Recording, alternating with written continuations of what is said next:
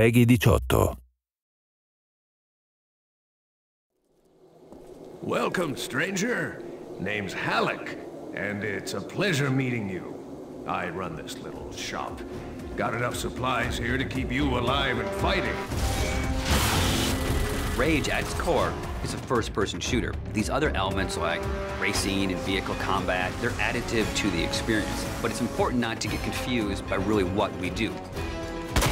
We're id, we make first-person games. You know, when you pick up the shotgun and you shoot a bad guy, you know what to expect.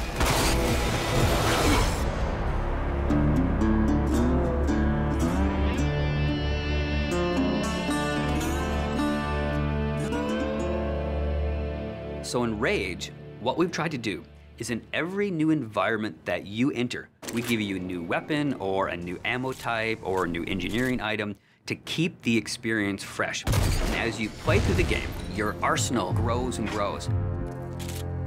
It's a few different elements that really make a weapon good or satisfying. When you hit the fire button, it needs to do something on the other end. And that's where you get the feedback from blowing a head off or seeing a cool death animation. You know, I've always loved shotguns in all of the id games especially. I think if we didn't have a shotgun, a lot of fans would be upset. But the crossbow, because it's so different and so new, it's almost like this utility weapon. My favorite weapon in Rage is the wing stick. Let me guess. You want to know how to throw a wing stick. The wing stick is an offhand, instant throw weapon.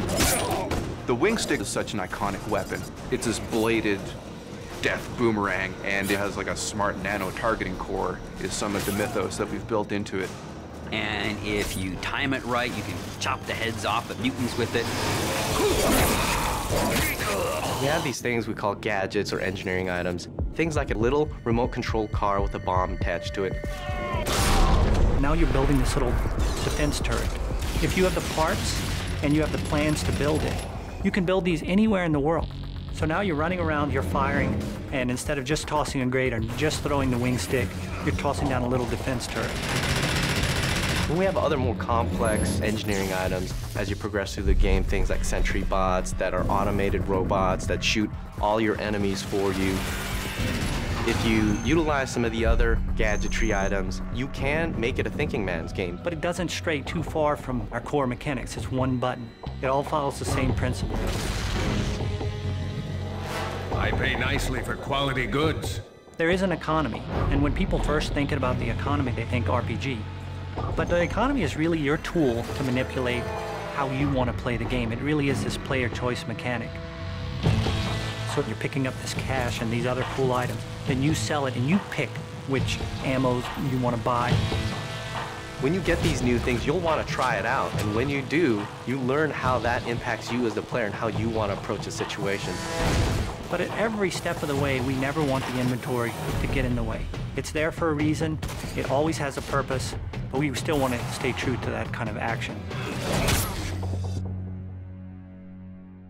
The world in Rage is about survival and all the elements that the player will need to succeed in surviving. It's up to them how they want to use those gadgets, weapons, and ammo types.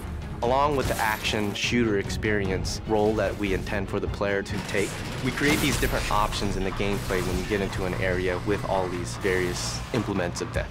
Or, you know, you may not want to have any strategy. You just may want to kick in the door, pull out your big shotgun, and start blasting away at the bad guys.